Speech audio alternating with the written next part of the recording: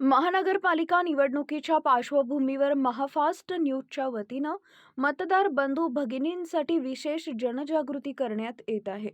छत्रपती संभाजीनगर जिल्ह्यात होऊ घातलेल्या महानगरपालिका निवडणुकीच्या पार्श्वभूमीवर मतदारांमध्ये मतदान प्रक्रियेबाबत उत्सुकता आहे.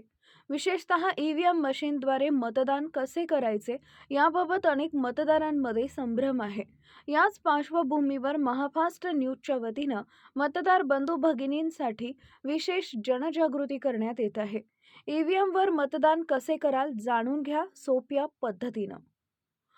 महाफास्ट न्यूजचे आवाहन, लोकशाही बळकट करण्यासाठी प्रत्येक मत महत्त्वाचे आहे. छत्रपती संभाजीनगर महानगरपालिका निवडणुकीत जास्तीत जास्त मतदारांनी घराबाहेर पडून मतदान करावे असं आवाहन महाफास्ट न्यूजच्या वतीनं करण्यात येत आहे. मतदान केंद्रावर कमीत कमी 2 व जास्तीत जास्त 4 ईव्हीएम म्हणजेच इलेक्ट्रॉनिक वोटिंग मशीन असतील. तुम्हाला मतदान एकूण 4 म्हणजेच अ जागा, ब जागा, क जागा व ड जागेसाठी करणे आवश्यकच आहे.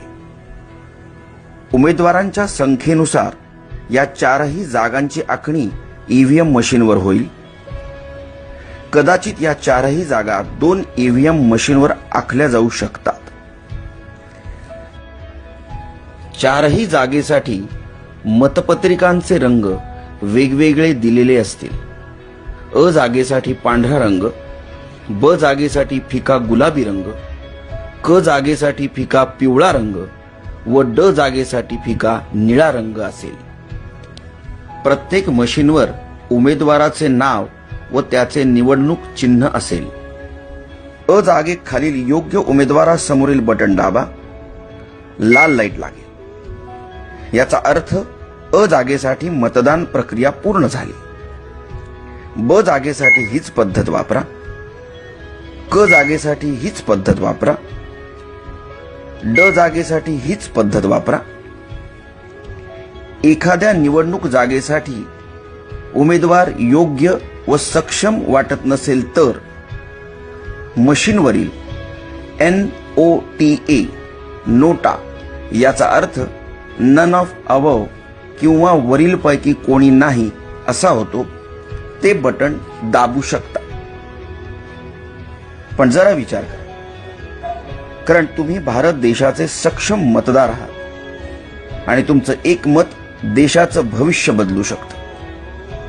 तेव्हा योग्य उमेदवार निवडायचा प्रयत्न करा.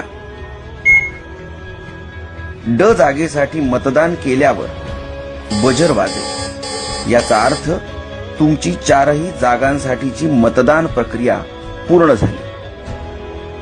धन्यवाद. तुमचं मत हीच तुमची ताकद.